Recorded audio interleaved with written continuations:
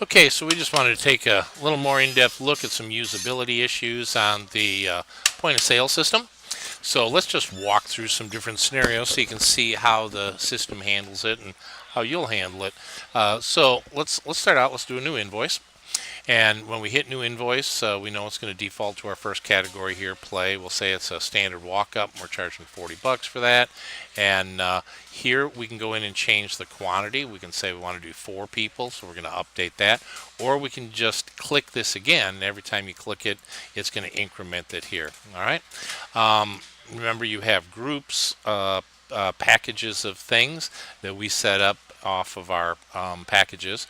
And so if we have a standard group here and we say it's however much, same thing, when you click on that, it's going to increment that and all the things that are in that group. Okay, so once we get down to here, and here's our tax and our grand total.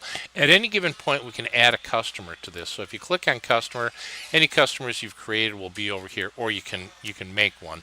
So let's say this is for Bob's Landscaping, and Bob is the first name, and land is the last, so it's a good thing you went into landscaping. If you put something in the tax code, it will make it tax-free. We're not going to at this point, but we can. So we're going to update that. That saves Bob Landscaping. Now we're going to select it. So now we see that it's Bob's Landscaping up here. Okay, so we can go in. We can pay this thing if we want, or we can just go back and start another new invoice and leave that open. Maybe we're running a tab for them. So we're starting another new invoice. The next thing you know, they come walking up to the counter and say that they want to pay. Here's all open invoices that we haven't finished yet. So we can go back to Bob's Landscaping and we can click on it. Here's the Bob Landscaping. We can say pay. They now let's also suppose they want some cash back. All right. This is the total amount that's due. So if I just click the credit button, it's going to sit there and say, okay, that whole thing was done with credit. But maybe it wasn't all done with credit. So let's delete that credit payment here. If they want $50 cash back, I can make this a minus $50. I just hit the minus sign 50 and say cash. That gives me minus $50 out of my drawer at the end of the day. So far they paid a minus 50. Now they owe $786. So if I hit credit for that and I say great, let's do a receipt. And here's their receipt for everything that happened. They had 7 of these, this, that. So now we hit OK on that. It printed the invoice, and well, it was going to print it as a PDF for me. But anyway, there's the invoice. Now, if I go in and I take a look at my daily report, we'll see we did one invoice. My cash should have minus $50. So if I start with a $300 drawer, for example, right now my drawer would only have $250 in it because we took $50 out of the drawer. My credit card will be for $786 is what we ran the credit for. So you can do cash back just by putting a negative sign, the amount of cash, and then finish up the invoice that way. For open invoices like that, we saw that it was open then. You can even have an open invoice. Let's suppose you had somebody that came in a while ago, and it's a church, and their accounting department has to send you a check later. No problem. We can click on this calendar and we can look for open invoices that even go back. So I'll go way back, and let's suppose Santa came on down. So if you have customer names on your open invoices, these are all open invoices from 6/1 to 7/2. So I can see all of the invoices here. Here's Board and Milk. So now Board and Milk gives you the money. I mark it paid. The interesting thing about open invoices that is kind of an interesting aspect. If once we get to the point where we're tracking inventory, it won't take inventory out until it is paid for.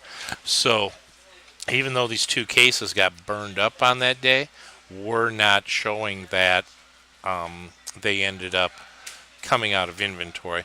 Maybe we'll address that in the future. And always as we go through and we're showing you features and you get in and you're playing with it, just like our other Vantora system, so much of what we did was contoured based on what our customers told us they wanted. So feel free to give us any ideas and thoughts as you go through. There's a lot of things that we have in the works, but if you have any ideas for us, feel free to let us know. So there's kind of how the system works as far as taking a look at doing an invoice. And this here's an open one. You can put in negative numbers, you can change quantities, you can change descriptions, you can change all this stuff. We are going to lock it down, so certain items will require admin control. For example, if I do a new invoice here, one thing that we're going to do, let's do a retail, or now we'll sell some paintballs. So if somebody had a case of paintballs and they want to return them and get a bag of paintballs, I can click on this and I can refund that. So now that makes it a negative number. So we owe them $95, but now they're going to buy a bag of paintballs. So now we owe them $57.11 because they returned the one. So to do anything where cash comes back or credit cards come back, we're going to lock that out, so it will take an admin override. For the time being, though, if that was reversed, if we sit here and instead, and let's go back to our open invoice here, and I'm going to add some paintballs to that. So that case, now they have 0 cases, now they have 1 case, and we're going to return the bag of 500. I'll make that a refund. So now they still owe us $57.11. We'll let that happen without an admin override because money didn't have to go out, and it will adjust the inventory accordingly. So now I'm going to pay for that, and we're going to let's say $20 of it was with credit, and the rest of it was paid in cash. So then we're all done. We hit our receipt, and it gives us that invoice. Now if we look at our reports, we can see our report for today shows 2 paid invoices, 1 unpaid invoice, and we have now paid out only $12.89 because we brought in some of that other cash from the second one. We should be out, so we sold a negative bag. So if we're counting up how many bags of 500 we have at the end of the day, we will have 1 additional. And while a case went out and a bag came in, and how many the other items that were in there. So there's just kind of some workings of how to handle putting in customers. Quick note on customers: when you're doing a point of sale thing, if I'm doing a new invoice and I say that we're doing a standard group, and maybe we've got a bunch of this, we've got $400 plus tax. If for our customer, whichever customer we're putting in there, if they have a tax code in the tax thing, and it doesn't even have to be a legit tax code, you could put anything in there. So for example, if I have Jimmy Johnson here, and then I just put in anything in there and I update, and then I select that customer, that's Jimmy Johnson. It's now going to make him tax-free because there was something in the tax code. So that's how to make somebody tax-free. So now when I go to pay for him, there is no tax on it. If he booked through the reservation system and paid online, we have an online payment button here. So maybe he prepaid $258 of it online, and then the rest of it he's going to pay with a credit card here at the shop. Then that's how that invoice would work. So I hope that gives you just a little insight on how to do a couple little simple things when you're sitting there at the register. I think you'll find it's pretty intuitive. Play around with it and see how you feel. Thanks for your attention and playing with our point of sale system.